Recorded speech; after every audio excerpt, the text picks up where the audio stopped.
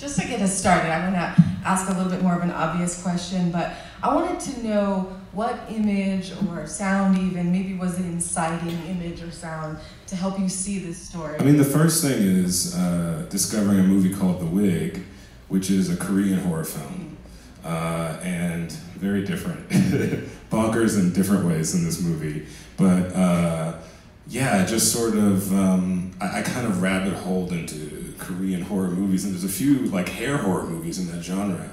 But part of it is that I love, I'm in love with this genre that sort of had its heyday in the 70s and 80s. I mean, I think everybody was excited by the challenge to sort of do something totally different, to sort of use the mechanisms of psycho thriller that normally white men get to sort of pour all their fetishes into and put white women in danger to sort of say something about society.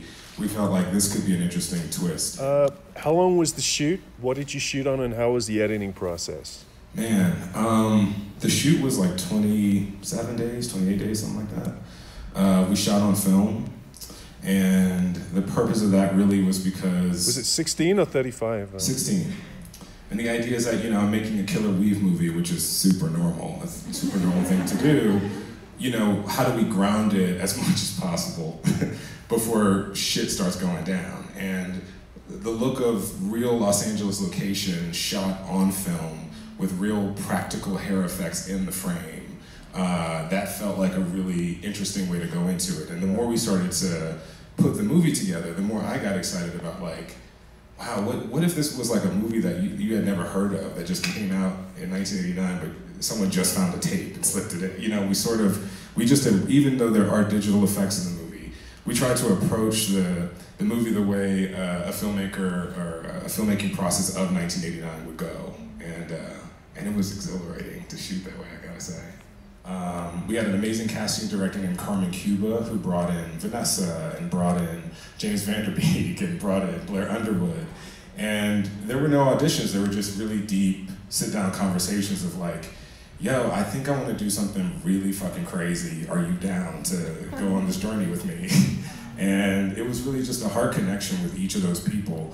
I mean, I like to make things in a village, you know what I mean? From the screenwriting process through the casting, I really like to try to find collaborators who spiritually we connect with the material and can help me sort of fight to make it better.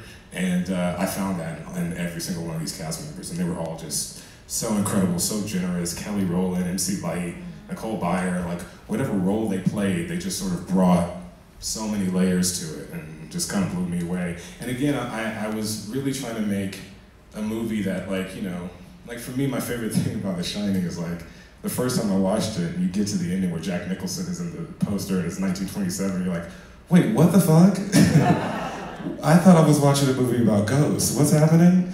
And then you gotta watch it again, and the reason why that works is because those actors are giving you way too much to even process the first time through. And that's what I got from each of them in this performance. It's so layered, so yeah.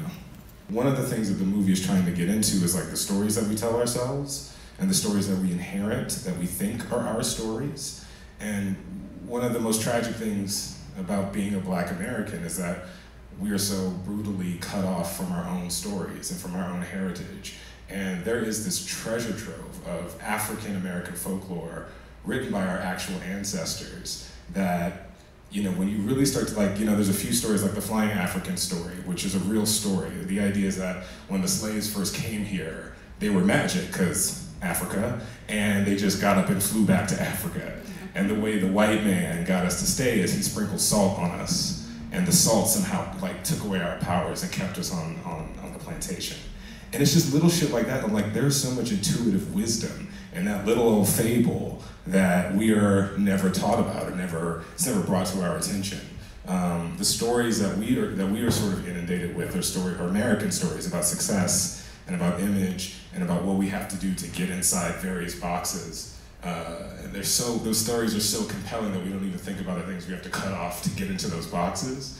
And I felt like one of the many tragedies of being Black in this country is being cut off from stories that might better inform how to go about our experiences. And There's so many beautiful ones. Thank you guys so much. Thank you so much. Appreciate it.